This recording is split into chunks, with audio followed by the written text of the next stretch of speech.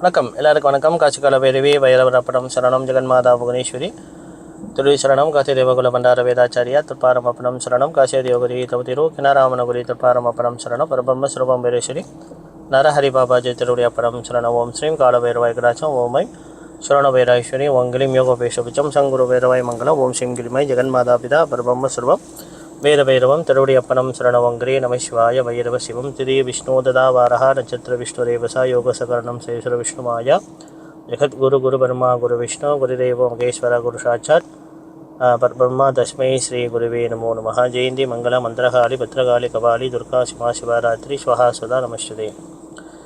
இன்றைக்கி தேதி 6ஆம் தேதி 10ஆம் மாதம் 2025 திங்கட்கிழமை காலை மணி ஒரு 10 மணி போல ஸ்ரீ ஜெகன்மாதா ஸ்ரீ யோகமாயா ஸ்ரீ புவனேஸ்வரி தேவி காசி கால பைரவருடைய ஆன்மீக தகவல். நான் இந்த ஆடியோ 78வது சதஸ் வீடியோ நான் கொடுக்குறேன். ஆன்மீக தகவல், அதாவது புவனேஸ்வரி பைரவருடைய ஆன்மீக தகவல்.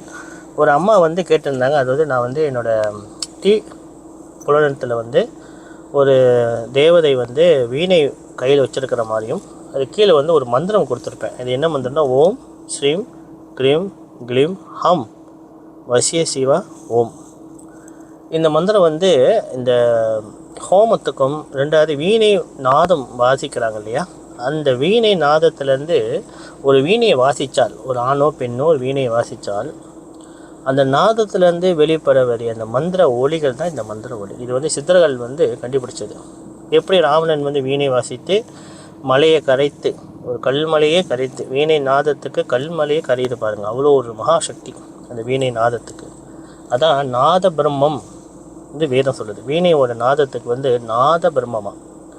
அப்போ இந்த மந்திரத்தை ஏற்கனவே மந்திரங்கள் ஜபம் பண்ணி பலன் பார்த்தவங்களுக்கு மந்திரம் மேலே உயிர் உண்டுன்னு தெரியும். அப்போ அவங்க இந்த மந்திர ஜபம் பண்ணலாம்.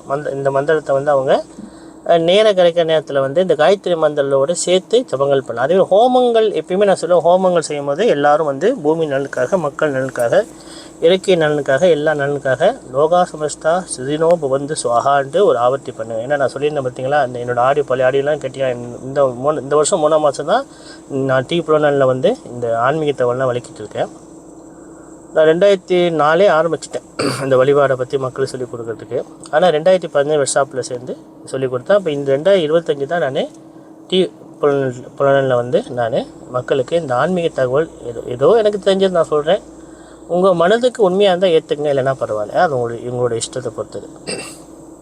அப்போ நான் நிறையா இந்த பூலோக ஜாதகம் சொல்லும் போது சொல்லியிருந்தேன், 2025 வரைக்கும் கொஞ்சம் பூலோக ஜாதகத்தோட பலம் குறைவாக இருக்குது. நிறைய வெள்ளங்கள், அரசியல் நிறைய போராட்டங்கள், அதெல்லாம் இப்போ பக்கம் வரும்னு சொல்லியிருந்தேன். அதே மாதிரி கொஞ்சம் கொஞ்சம் வருது. ஆனால் அது பெரிய பாதிப்பு இல்லை, கவலைப்பட வேணாம்.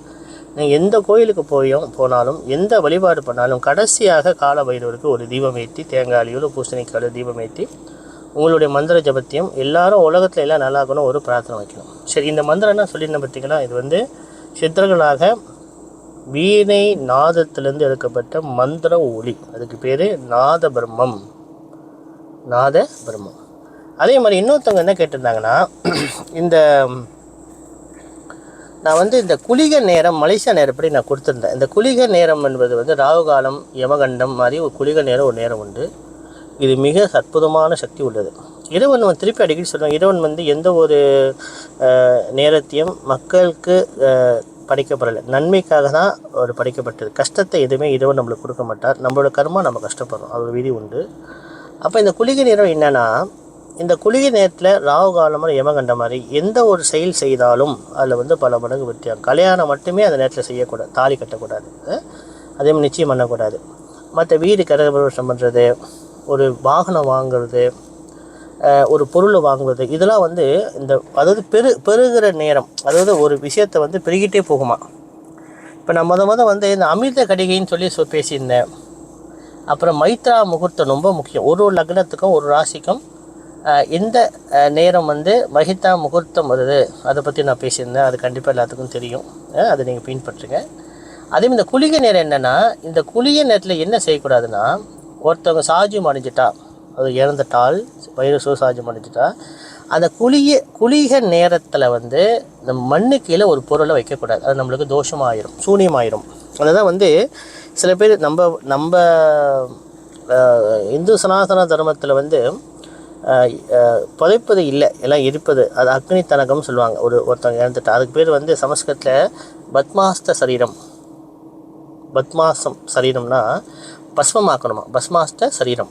ஒருத்தவங்க இறந்துட்டா அந்த ஆனால் சித்தர்கள் ஜீவசமாதி மட்டும் பண்ணணும். சித்தர்கள் குருகளை மட்டும்தான் ஜீவசமாதி பண்ணணும்.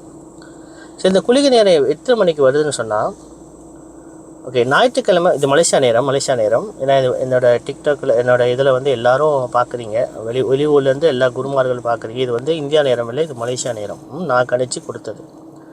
ஞாயிற்றுக்கிழமை வந்து 5:30 மணி பிஎம் வந்து 7 மணி பிஎம், மாலை 5:30 மணி மாலை வந்து 7 மணி பிஎம், 1.5 மணி நேரம் தான் இருக்கும் அந்த குளிகை நேரம். திங்கட்கிழமை வந்து 4 மணி பிஎம், 5:30 மணி பிஎம். அது பிஎம்னா மாலை திங்கட்கிழமை.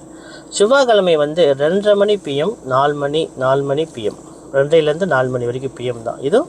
இது பகல் நேரம் நான் கொடுக்குறேன். இரவு நேரமும் இருக்குது, நான் கொடுக்குறேன். அப்புறம் கணிச்சு கொடுக்குறேன். டைம் இல்லாமல் இருக்குது, தீபாவளி வேலையாக இருக்கிறேன். பூஜை புனஸ்காரம் ரொம்ப இருக்கிறதால என்னால் டைம் இல்லை கணிச்சு கொடுக்குறதுக்கு. ஓகே, புதன்கிழமை வந்து 1 மணி பிஎம்லேருந்து 2:30 மணி பிஎம், அது மாலை உச்சி நேரம் புதன்கிழமை. வியாழக்கிழமை குருவாரம் வந்து 11 மணி ஏஎம் வந்து 12:30 மணி பிஎம் வியாழக்கிழமை. வெள்ளிக்கிழமை வந்து 9 மணி ஏஎம்லேருந்து 10:30 மணி ஏஎம் காலையில். சனிக்கிழமை வந்து 8:30 மணி ஏஎம்லேருந்து 10 மணி ஏஎம். அப்போ இந்த நேரத்தில் நம்ம வந்து மந்திர ஜபங்கள் நிறையா செய்யுங்க. நான் சொல்லியிருந்தேன் பார்த்தீங்களா, நம்ம மனிதருக்கு வந்து கஷ்டம்னா ஒன்றும் பணம், இல்லைன்னா நோய், இல்லை கண்டம். இது மூணுமே வந்து மனிதனுக்கு கர்ம தோஷத்தால் ஏற்படும். கர்ம தோஷம் ஏற்படும்.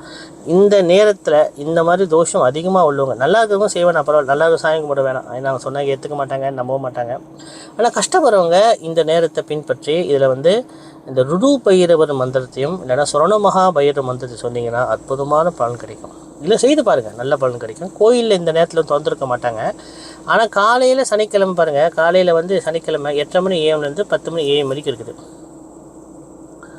உண்மையிலே பார்த்தா இந்த சனிக்கிழமை கொஞ்சம் தவறாக போட்டேன். 8:00லேருந்து 9 மணி வரைக்கும் போடுறதுக்கு 10 மணி போட்டு வச்சிட்டேன். அது 1.5 மணி நேரம் தான் அந்த முகூர்த்தம் இருக்கும்.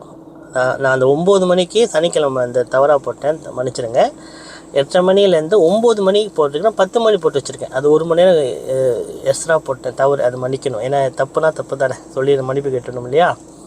சரி, அப்போ இந்த சனிக்கிழமை காலையில் வந்து இந்த குளிகை நேரம் 8:00 to 9 மணிக்கு இருக்குதுல்ல, அப்போ அந்த நேரத்தில் போய்ட்டு காலை பைரவருக்கு பூசணி காலை விளக்கு ஏற்றி நல்லா அர்ச்சனை பண்ணி சுற்றி வந்து உட்கார மந்திரம் பண்ணிட்டு வந்தீங்கன்னா உங்களுக்கு நல்ல பலன் கிடைக்கும். கண்டிப்பாக மந்திர பலன் சக்தி கிடைக்கும். அதனால் இந்த குளிகை நேரத்தை நல்ல நேரத்தில் பயன்படுத்திங்க. அதே மாதிரி நான் வந்து 2026 அஷ்டமி பூஜை விவரமும் 2027, 2028, 2029, 2030 5 வருஷம் நான் வந்து மாதம் வர அஷ்டமி பூஜையும் அந்த எண்ணிக்கை வருதுன்னு சொல்லிட்டு அந்த தேதி மாத வருஷத்தையும் மகா தேவகால பைரவ அஷ்டமி கார்த்திகை மாதம் வர தேவகால பைரவ அஷ்டமி ஒரு நேரத்தையும் தேதியும் நான் வந்து கொடுத்துட்டேன். ஏன்னா மக்கள் தடுமாறக்கூடாது, முன்கூட்டியே அவங்க தெரிஞ்சுக்கிட்டாங்கன்னா அவங்க வந்து கொஞ்சம் வழிபாடு செய்வாங்க. அன்றைக்கி அவங்களால போக முடியல, கொஞ்சம் வேலையின் காரணமாக அதிகமாக இருந்தால் ஒரு நட்சத்திரம் ஒரு திதியும் வந்து 7 நாளைக்கு இருக்கும். அதே மாதிரி இன்னும் 5 வருஷம் வந்து இந்த மகாலய பட்ச விபரம், அது ஆடி அமாவாசை, புவனேஸ்வரி அம்பாள் ஜெயந்தி இன்னைக்கு வரும். அப்புறம் இந்த 15 நாள் வர மகாலய பட்சம் பூஜையும், மகாலய அமாவாசையும், புரட்டாசி மாதம் வர மகாலய அமாவாசையும், தீபாவளி அமாவாசையும், அப்புறம் தை அமாவாசையும் இந்த விவரத்தை நான் வந்து இந்த புலனில் நான் வந்து கொடுத்துருக்கேன். 5 வருஷம், அதாவது அஷ்டமி பூஜை விவரத்தையும் மகாலய பட்ச பூஜை விவரத்தையும் நான் 5 வருஷம் நான் கொடுத்துருக்கேன். ஏன்னா மக்கள் வந்து தடுமாறக்கூடாது. ஏன்னா இப்போ வர எல்லோரும் வந்து சிராத்தம் கொஞ்சம் கற்றுக்கிறாங்க. சிராத்தம் சொந்தமாக எப்படி செய்வது, வீட்டுக்கு வெளியே தான், வீட்டுக்குள்ளே செய்யக்கூடாது, வீட்டுக்கு வெளியே எப்படி சொந்தமாக செய்வதுன்னு எல்லாம் கற்றுருக்காங்க. கொஞ்சம் எனக்கு தெரிஞ்சு நான் அந்த 3ஆம் மாதம் இந்த புலனத்தில் வந்து ஒரு 10 பேர் கற்றுருக்காங்க. ஃபோன் பண்ணி கேட்டு அப்புறம் அவங்க கொஞ்சம் கைட் பண்ணி இப்போ நல்லா செய்கிறாங்க. இது கண்டிப்பாக எல்லோரும் வந்து இந்த பூஜையை வந்து சிறப்பாக கண்டிப்பாக செய்யணும்.